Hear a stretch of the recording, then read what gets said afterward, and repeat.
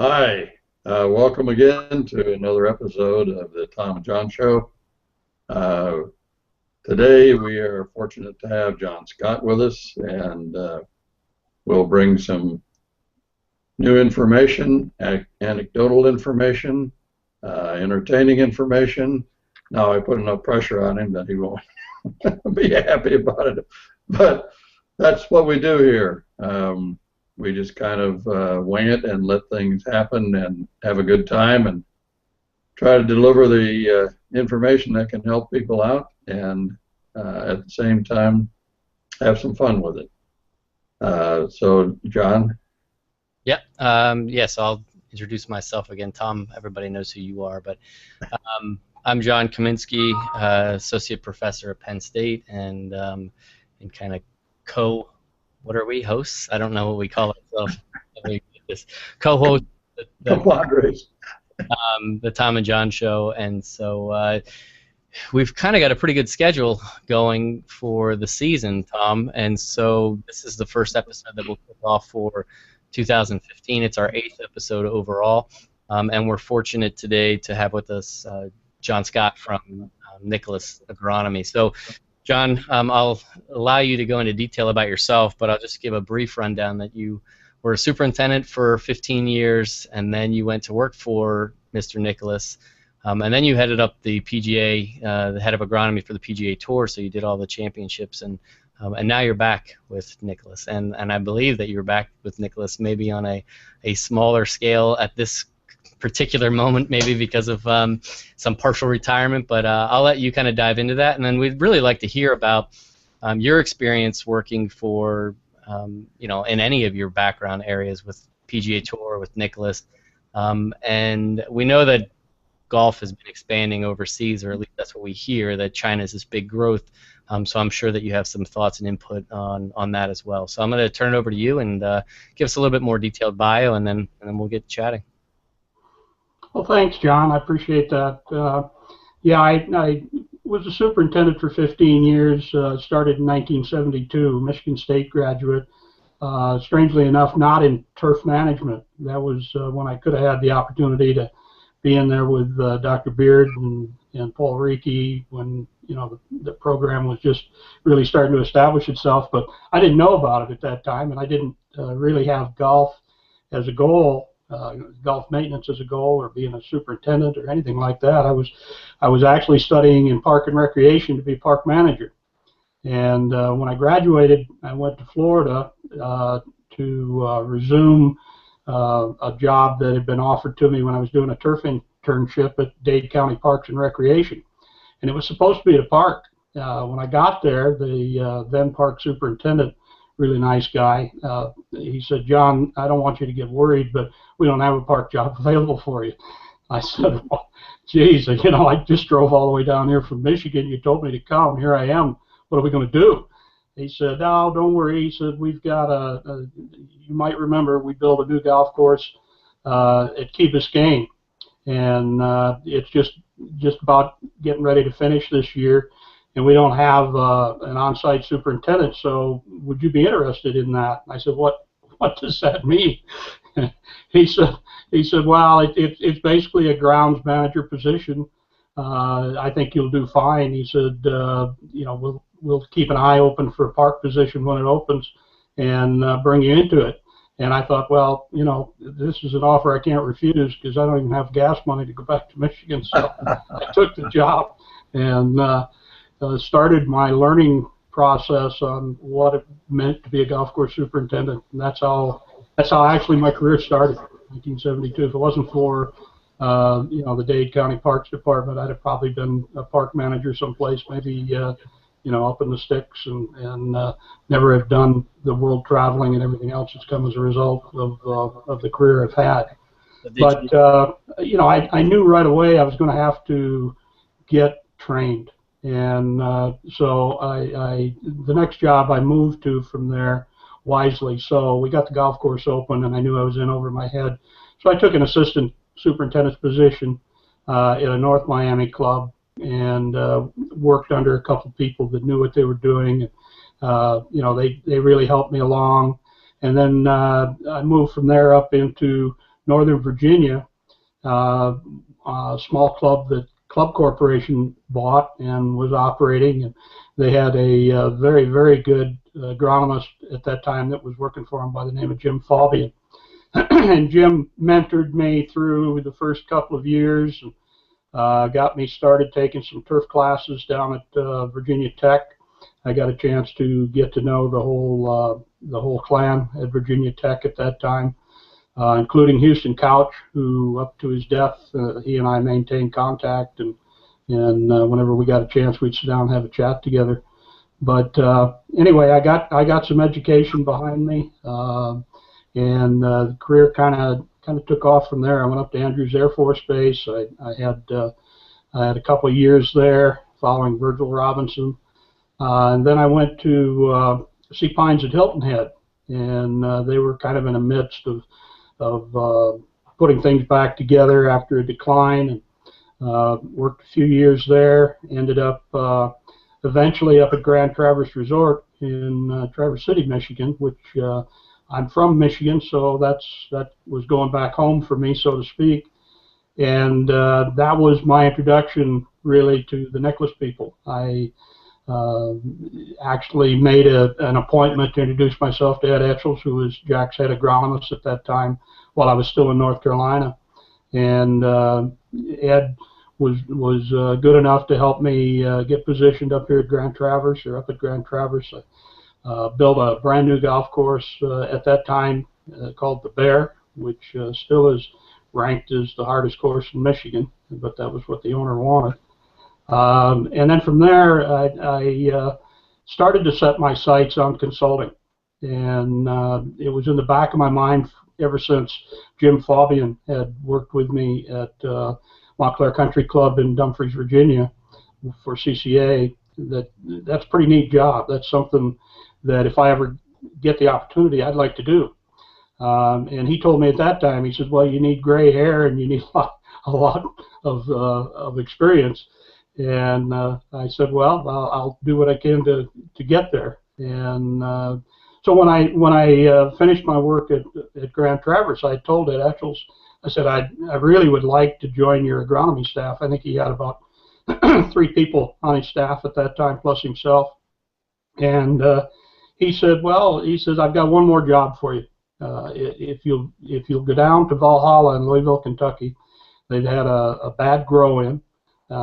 They've virtually lost 9 holes. And you know, they need a lot of work to put it back together. Are you willing to do that? And you know, I talked it over with my family, and we decided that it was a worthwhile move to get where I wanted to go. So I went down to Louisville, and it took just a little over a year to put that course back on track. Seems like it was longer than that because it was almost a 24/7 you know, effort. But when we got it done, there was a fortuitous opening on Ed's staff. Alan McCurrick, who actually was the first PGA Tour agronomist, had kind of gotten disillusioned with the tour, went to work for Nicklaus with Etchels, and was then lured back after 5 years to the PGA Tour by Dean Beeman. And it was just at the time that I was, you know, finishing up what I had set out to do at Valhalla.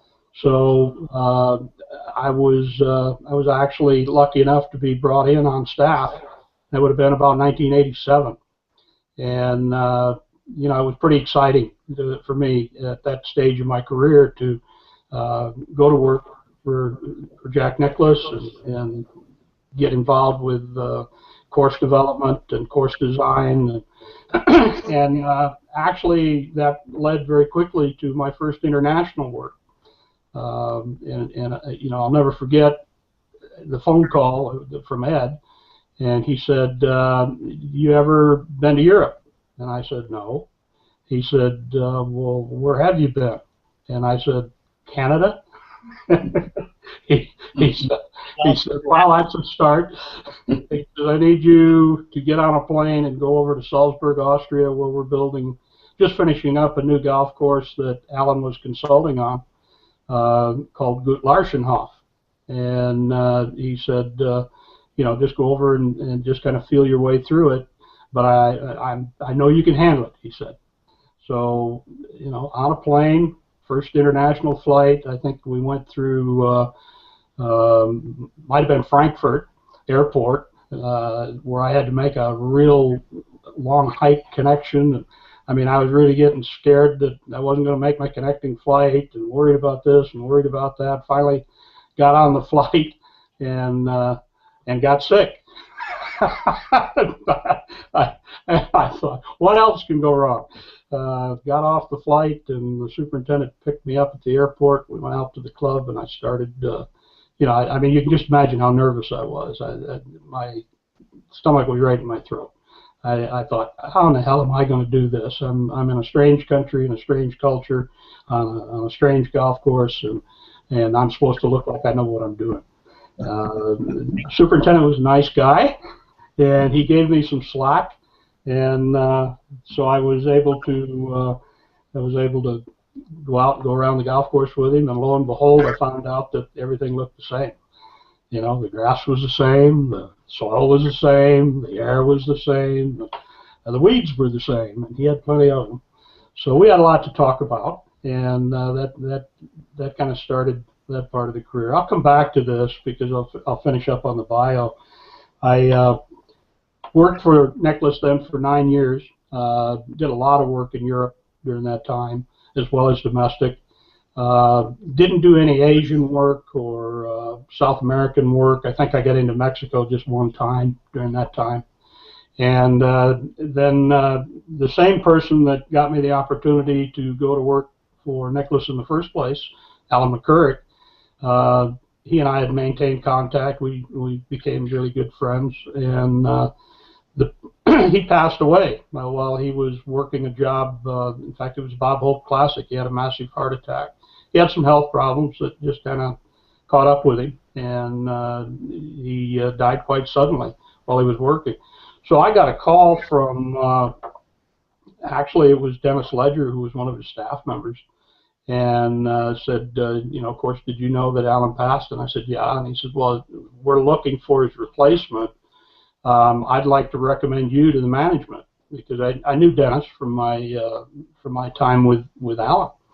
And I was just flabbergasted. I thought, holy smokes, I'm a staff agronomist working for Jack Nicklaus, and somebody's asked me if I even want to be considered for the head of PGA Tour agronomy, and I knew what that meant because of Alan, and it was pretty intimidating. But we went through a process of interviews and so on, and the end result was that I was offered the job, selected, and accepted, and then spent 9 years kind of rebuilding the PGA Tour agronomy program. Alan's health had not allowed it to grow to keep pace with the growth of the tour, and there were only 3 guys trying to cover all 3 tours and all the events that were being held every weekend. They were stretched pretty thin. So I immediately knew what we needed, which was to prove to the tour that we had to have more resources, and we pitched in, went to work. Really have to thank my staff for all the hard work and long travel that they did that first 2 years. But eventually we got the additional staff that was needed, and was able to put an organization and a program together that really the tour operates on at this time. So I'm pretty proud of what we were able to do during that 9-year period. But kind of like all things, when you get to a point where you think you've accomplished all you can do, and the things that are on the list, the 1 or 2 items don't look like they're going to happen anytime in the near future, no matter how hard you work, you start thinking. And so I started thinking, well, what do I want to do? And independent consulting was an option. Possibly going to work for somebody else was an option. So I'm mulling this over in my head when I happened to be on a site visit with Jack Nicklaus on a future tournament course out in California. And he and I had, we'd seen each other several times during that 9 years and talked, but never really had a chance to spend time together like we had the first 9 years when I'd be on site with him. And we went around that project and had fun. We had a lot of fun. He said it, and I said it. And at the end of that day, he said, "How much longer are you going to work for the PGA Tour?" I said, "Well, I don't know."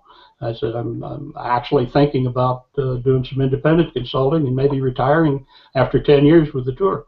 And he said, "Well, why don't you think about going to work for me again?" He said, I'd like to have you back, and I would like to also put my agronomy program back together." And I thought, wow, that's pretty neat. You know, a sidebar to that was when I left, I had his blessing. You know, I was really nervous about that when I told him I was going to the tour.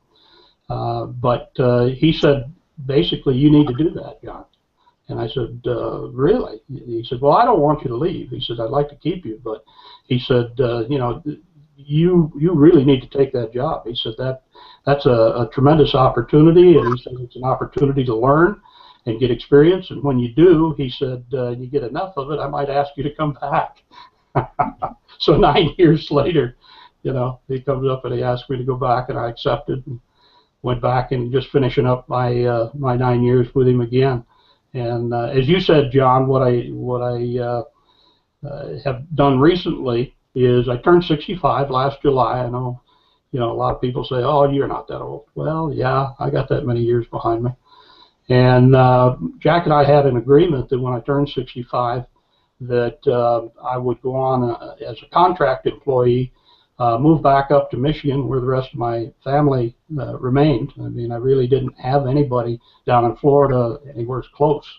So, you know, as your parents get older and begin to die off, and aunts and uncles and so on, and even the kids are growing up with, you know, with other responsibilities other than, you know, dad and mom, you kind of want to get back to them so that you can spend what time that you've got left with family, and that's the decision we made. So we moved back to Michigan, actually purchased a house that belonged to my wife's parents, who had passed on, up on Black Lake near Onaway, Michigan. It's up in the northeast corner of the Lower Peninsula.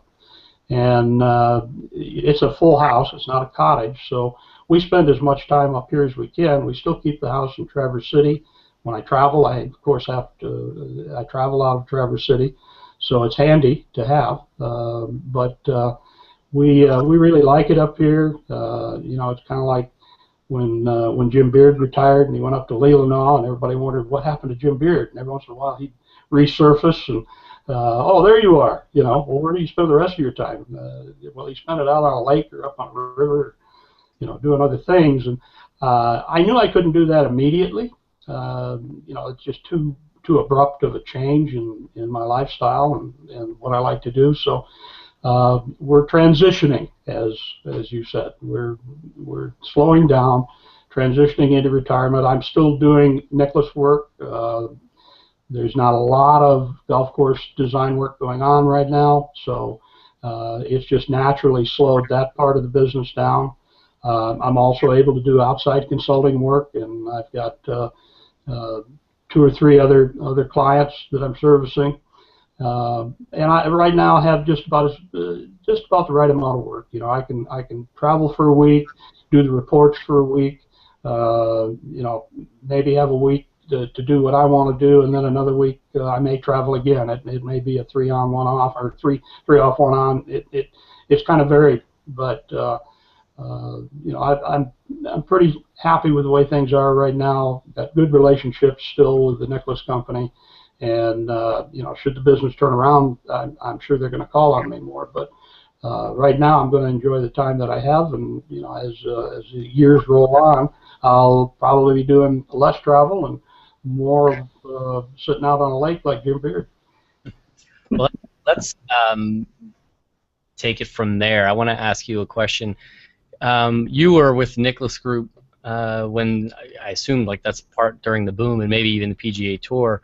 From a business standpoint of golf, from where we've gone and where we're potentially going, can you talk about the impact that that's had in terms of, you know, any, like, not from necessarily Nicklaus' perspective, but just companies in general? I mean, I got to imagine that when the boom happened in the 90s and then completely died out, people were scrambling to find jobs. So you've gone through the heyday and, you know, this lull. So tell me a little bit about that aspect. Well, you know, it was really one of those quirks of life when you make a career change like I made away from the PGA Tour and back to Nicklaus. Uh, the boom was still booming right at that time, at that year. 9/11 had happened, and a lot of people point back to 9/11 as being the beginning of the slide in recreational time for people and golf and golf development. Same way with property values. Property value peak had already happened. I don't think people knew that at that time. I certainly didn't. In fact, we bought a peak price on a house down in West Palm Beach that I wish we would have known what was going to happen just in a few months. We had planned on selling our house in Ponte Vedra and coming out with a pretty good financial decision. It turned out we couldn't sell the house in Ponte Vedra because it hit seemingly from the north down, maybe from the west in and the north down. And Florida was one of the last states to really feel the effects of the upcoming recession. But the golf business, if there was a Tweety bird singing in the mine, it was the golf business, because the golf business took a pretty severe downturn shortly after that, and it really happened before the crash. And the crash is, everybody points back to the collapse of the financial institutions, but it really had started to slow down before that. And so, it's funny, you asked that, and that was a big topic of discussion in Nicklaus Design, as you can imagine, because we had, oh God, maybe 50 subcontracts signed at that time that hadn't started yet, another 30 that had actually started construction, and we had people on all of those. We had, we were still going pretty much full bore, but we weren't signing any new jobs, and that was kind of scary. Why aren't we signing new jobs? A few, but nothing, nothing that would make you say, "Wow, boy, Nicklaus Design's really doing good." No, we were moving forward on the jobs that had started, and I call it coasting.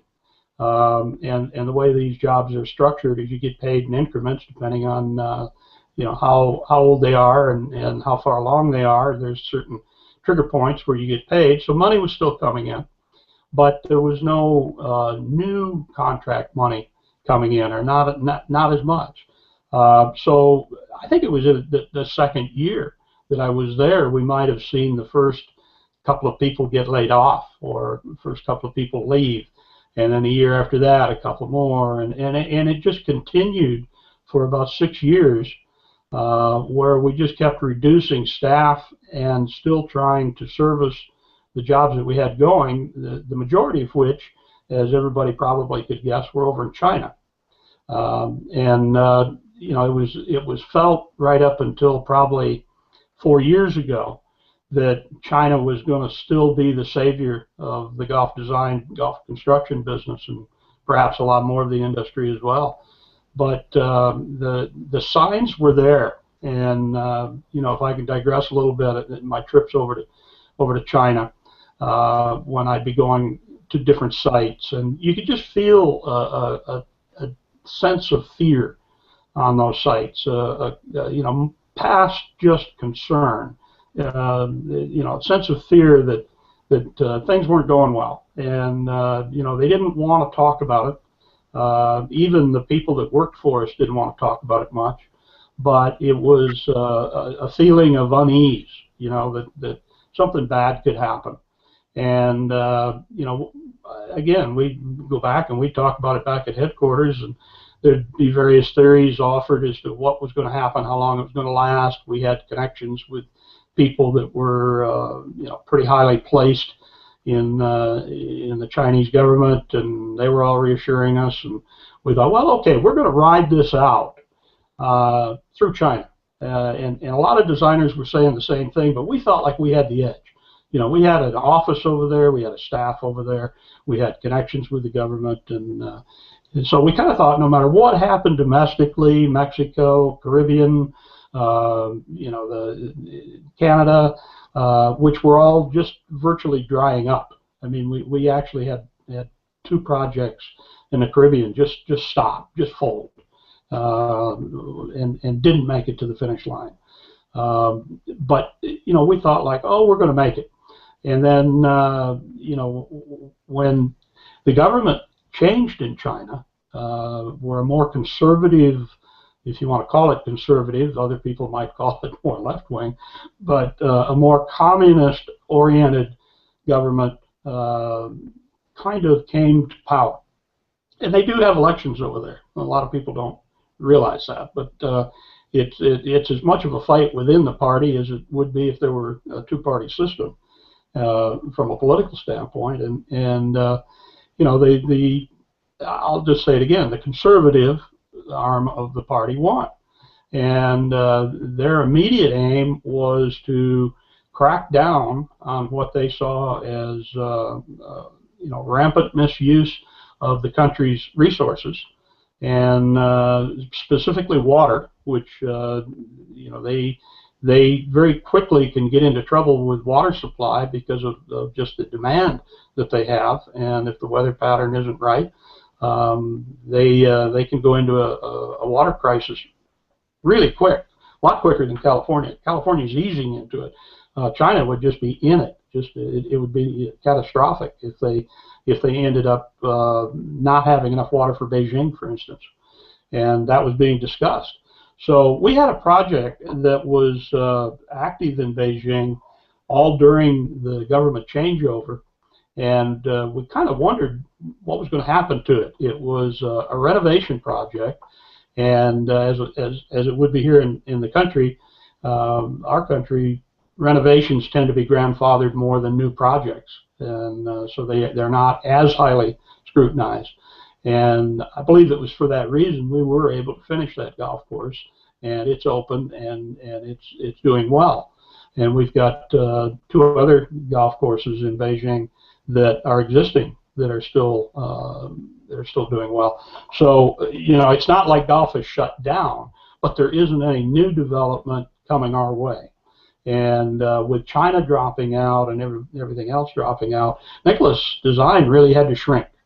So what that gets to is the timing of me reaching 65 and wanting to slow down. It couldn't have been better, but I really feel for the younger guys who are working their hardest right now to keep up with the workload we have. But at least we're alive. There's a lot of design firms that aren't anymore, that basically have gone into sort of a suspended animation, waiting for something to recover. Where Nicklaus Design is still active. I think there's probably about maybe 8 projects active that we're doing actually doing visits to, and some of them are renovations, some of them are still new. China, we've still got a couple that are active in China. So we're more fortunate than most, but there is no question that the industry may never be the same as it was. And of course, as you said, I've seen it up and down, from the 80s up through.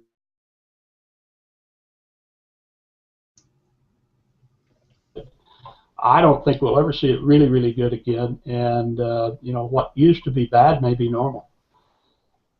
Yeah, I'm not sure exactly, Tom. Also, I muted you when you went away because there was some rustling going on, so you might want to unmute yourself if you want to chime in and ask anything. But yeah, I mean, I get these questions all the time in terms of the state of the industry, and whether it be from an academic standpoint or a business standpoint. I just don't know where it's going. I don't know whether it's, we hit bottom, are we coming back up, or is it just going to change, or we're going to turn every golf course into a soccer golf thing? And Tom, to unmute, just the top and click the little microphone. Yeah. So I guess what John? What's that? So what are your thoughts in terms of what's it going to, and I know you don't have a silver bullet, what's it going to get golf to get another Tiger Woods or something different? Yeah, good. By the way, I'll just let you know your voice is dropping in and out, but I got the gist of your question. I think there's some feedback. Again, I think it's some headphone issues, so I'll stop talking and you can answer. Okay, that's fine. Long as I'm coming through, okay. No, that's a very good question. And as I alluded to, I think what used to be in my mind bad, and I've got a long reach. You know, there was a pretty good lull in the mid '80s. There was another lull 10 years later. You know, it seems like every 10 years we go through this cycle of boom and bust. And of course, you know, when you're a superintendent, bust means that you're worried about losing your job, and if you lose your job, are you going to find another one? You know, equipment manufacturers are worried about whether they're going to have their job next year, and so on and so forth. So, you know, that's always been the normal cycle, and everybody that wanted to be in the business, I think, could stay in the business. I really have a fear right now, John, and you know, maybe it is based on the wisdom of the years, but I have a fear that it's never going to come back to good. That golf as a sport is going to have a following, and that following is probably not going to grow much. I think what it's in right now is a recovery mode to try and get to that point. But I don't think it's going to be what it was. So, you know, right away when we talk about all the golf courses that have closed and that may yet still close, or probably do have to close in order to get the supply down to the demand, even with some growth, that there's not going to be enough jobs for everybody. And you know, that's not something that you want to be standing in front of a class talking about. But it's something I feel like I've got to at least say what's on my mind. And there's too many people, and I happen to be a focal point for it. Tom, you may also be, and John, you may be to some point, a focal point for phone calls and emails with people looking for jobs. Yep. And you know, this has been going on for a long time. It's been going on for probably the last 5 years. And I really can't tell you how many of those people or what percent left the industry, but I know it was significant. They right. Just gave up. They couldn't find something that would make them a living wage, if I have to say that. I mean, when you take superintendents and you have to move back to a wage level that maybe was in existence in the mid '80s or the '90s in order to secure a position. And then try to make a life out of that. There's so much sacrifice involved with this job that you want to be fairly rewarded for it. You want to be able to provide for your family. You want to be able to send your kids to college and give them choices like you had on what you want to do with your life. And these guys, as they became increasingly desperate in their phone calls and emails to me, I could see they were losing the will and the drive to be golf course superintendents anymore, because the job offers that were being posted had salaries and benefits that they knew they couldn't accept, or if they did accept it, it would devastate the family even more, because at least the father is around. You know, he or she, the mother, I'll even go that far, you know, are spending time with the family, maybe not under the best of circumstances, but there's a lot of pressure put on that, you know, couldn't you do something else? Isn't there something else that you could reach out to that maybe would allow you to have a more normal lifestyle, spend more time at home, spend time with the kids, still make enough money to put food and shelter and clothing on the family? And the answer to that is, in many cases, yes, there is. You know, there are many other aspects of what a superintendent does that you know, bring a skill set that's very versatile and can be applied in many different disciplines. And I think that once the guys reach a point and the women reach a point where they don't see any hope on the horizon for a decent superintendent job anymore, that's what they're doing. They're going outside. A lot of them have gone into sales, and that's fine. But you got to remember too that if it's sales just to golf courses, that's being just as suppressed as golf course development itself. So if you're thinking about sales, I know where I'd be thinking. I'd be thinking about landscaping and maybe sports fields. Sports fields are doing well right now. Athletic fields. There's other disciplines you can move towards that would allow you to have the same, let's say, joy out of work, I think, than being a golf course superintendent, because I get depressed when I talk about this to people. It just isn't any fun anymore. I work with these guys every day, and I've made this statement several times in the last 2 years. I've spent most of my time in consulting saving or trying to save superintendents' jobs. That's sad, because these aren't superintendents who deserve to be in that position. They're just superintendents who have reached a level of compensation that's higher than what the industry thinks it can support or wants to support, and therefore their jobs are in jeopardy. And so I spend as much time as I can trying to justify what they do and what it's worth and what value they're bringing back to the golf course, and then point out the risk that would be taken by going with someone with less experience. And I'd like to say I'm better than 50% successful, but I've not kept track. It's too depressing. Yeah. Well, it's very frustrating. When you consult in that kind of environment, which many of us do.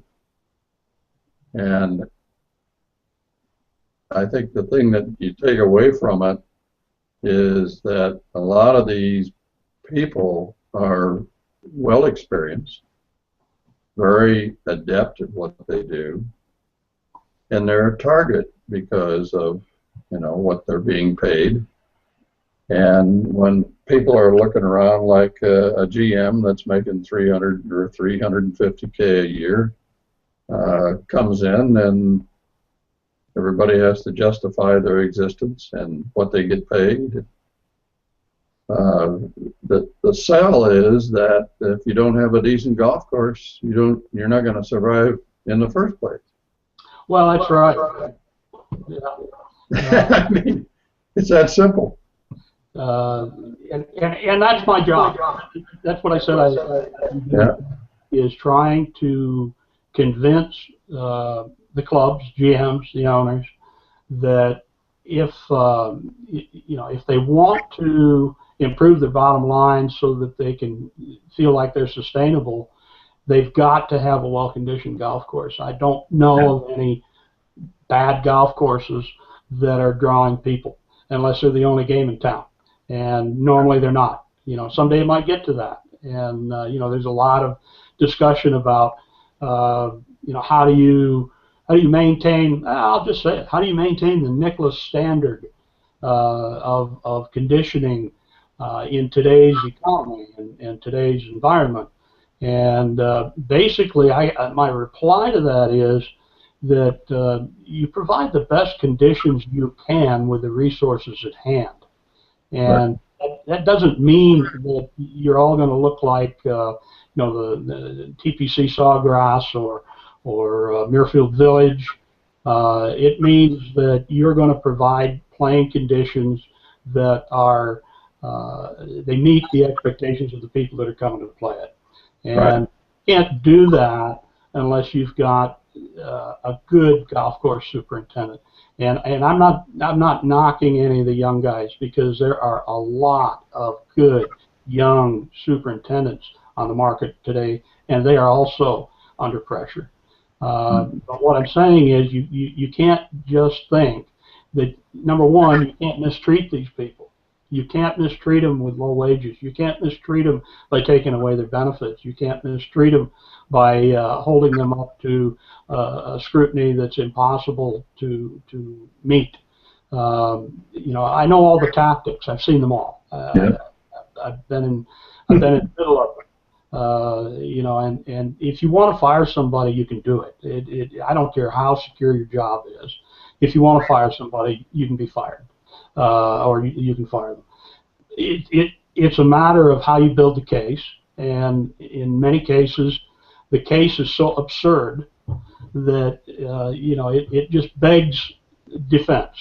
And so you spend, you know, I guess the disappointing part of my career right now is spending so much time on defense rather than on offense. And you know, I'll just say it, my success is based on offense and preventative defense. It's not being pushed into a corner where you've got to put up your body armor just to ward off the rocks. You know, you've got to be able to operate, you know, with foresight and with confidence, and be able to stride into a problem and analyze it and come up with the right solution. And these guys aren't given time for that. They're not given resources for it anymore. And it's almost an inevitability that they're going to fail. Yeah. Well, there's a huge premium being placed on communication skills, and you know, I've said it many times. If you can communicate well and deliver your message for your part of the operation effectively to everyone else, then things will take care of themselves. I know too many people that are great grass growers who don't communicate and have a lot of struggles. Conversely, I know people that communicate well and don't grow grass that great, but they hire really good people that can. That's right. That is exactly right. I think, you know, a message to younger people, as well as maybe some of the older guys who have found themselves under pressure right now, you know, would be, if you aren't visible, get visible. One of the biggest things that always comes up in these meetings is, well, you know, there's no problem with that, or you know, that what's the big deal? Instead of being able to explain why you're doing something, why it's necessary, what the ramifications are. If you don't, what are the risk factors, and then talk about the history and the future, all in one package. You know, attention spans are short, and nobody likes long 20-page reports and a big long discourse at a meeting. But you ought to be able to stand up in front of a committee or in front of your peers, whoever you're going to stand up in front of, and very confidently and concisely explain what you're doing, why you're doing it, where you want to take your facility, and what you need to do that with, and also how you are using the resources you have. Because it's awfully easy to be accused of not utilizing the resources or misutilizing the resources if you're not there to explain yourself. So I try to do that with the superintendent when I'm on site. You know, we meet with whoever we need to meet with, and we sit down, and I don't do the narrative. It's a joint narrative, and superintendent isn't speaking up. Put a little food under his chair and say, what do you think? What are you doing? And get him more comfortable, or get her more comfortable with being able to explain themselves and what they're doing. And, you know, it feels pretty good when I see a change come over in things like that, and that person suddenly has figured it out. You know, that's what the person always has to figure it out. They just need to communicate. You're exactly right. Yeah. When we have those kind of joint meetings with a green chair or a GM or others on the green committee in the superintendent's office, for example, the body language is so important to coach superintendents about, because these people are all successful people. They get where they've gotten to by being aggressive and forthright, and you'll find that when you come into that meeting, they'll be leaning toward you. And what you need to do is when you express yourself and place your circumstances and how you're going to deal with it in front of them, what you want to see them do is all sit back. Mm-hmm. Mm-hmm. And they do. They do. That's a good coaching point. Yeah. Yeah. Don't knock them back. Just let them ease back. They'll just ease back. Jump in. We're a little time, and I'm starting to get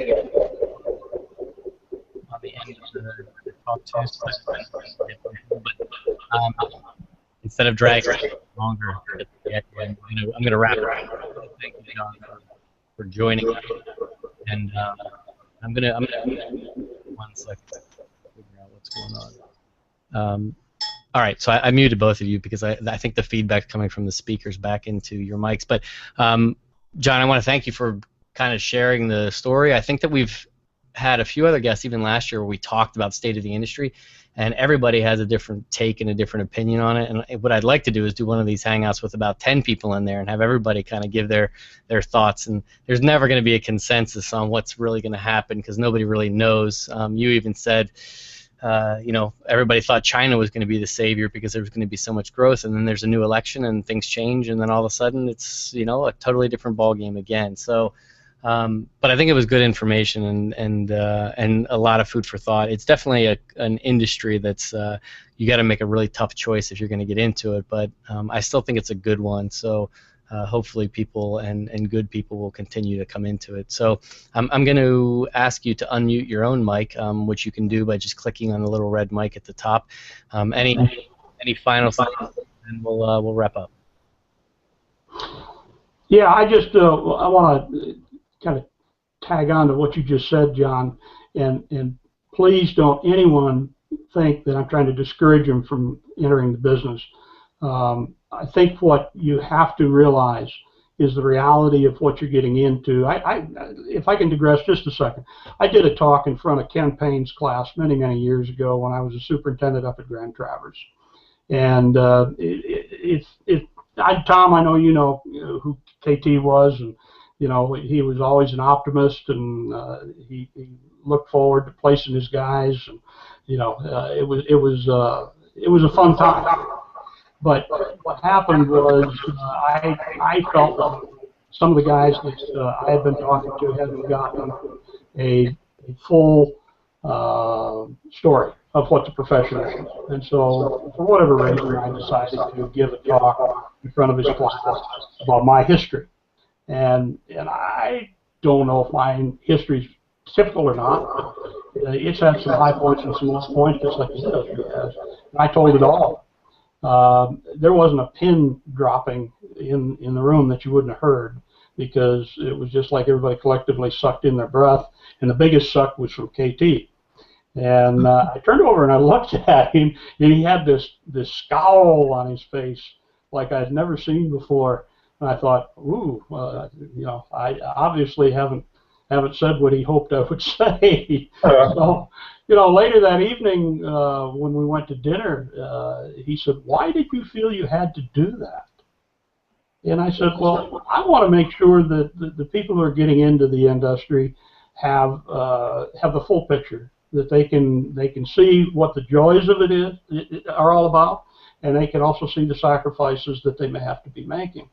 And if the passion carries them through that, those are the people who should be in the industry, in my opinion, is the ones whose passion can carry them through the hard parts. And that's all I'm saying now is, okay, guys and women, you want to get into this industry, understand you're not going to get rich. That's the number one today, I can say. Someday, maybe, but not right now. Number two, you're going to have to wait a while before you get a chance to move. The job saturation is pretty high right now. I can tell you, and would, that assistant superintendent positions are a premium. There seems to be a lack of qualified assistant superintendents in the industry today. So you get a chance to move pretty rapidly into that category, but to get to be a superintendent is probably going to take another, I would say, 6 to 8 years before we be considered. So, if the passion of what you're doing means that much, stay with it, because you're the leaders of the industry. You're the people that I hope I'm leaving it to, and just kind of be prepared to roll with the punches. Well put. Well put. You're. Hello, can you hear me? Yeah. Go ahead. I just wanted to add my thanks to John too. Been a good session. I don't know, Kaminsky, whether we need 10 people. that could be interesting. Well, I'll just wrap up.